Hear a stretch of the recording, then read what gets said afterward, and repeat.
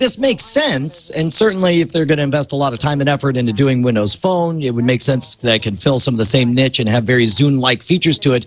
But you got to realize massive success with Apple continuing to make iPods to this very day. Music players are far from dead, and you and I were talking about this earlier, Tom. You saw this as like, well, this isn't just the death of Zune, it's the death of iPods and music players. Yeah, exactly. I mean, I think that Microsoft's doing exactly the right thing, and I actually got a chance to talk to Paul Thurrott on Windows Weekly about this when Leo was out. Zune is a good brand, and even if they change the name, that team can continue to take what they've learned from Zune. But the idea of making a standalone device, I think that ship has sailed. Not that nobody will make them. I will continue to see iPod Touches, and I think we'll continue to see iPod Shuffle type devices from a wide variety of manufacturers.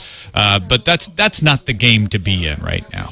Well, I would have agreed with you 3 months ago. It was obvious to me that, like, if there what's smaller than an iPod Nano and an iPod Nothing when it's built into my iPhone automatically. But I worked a high school event, and I was shocked. I did my full Magic show. I must have signed 60 standalone music players. These are all kids who don't have computers, they don't have laptops, and they don't have, their phones. They're not allowed to have phones at a certain age. So instead, they use the iPod Touch as their primary way to contact and interact with people. I get emails from people all over the world about the Scam School show asking for advice or suggesting a trick. All of them at the bottom say, sent from my iPod Touch. I think there's a very robust market for music players, and I think for whatever reason, they undermarketed. How many Zunes did you sign?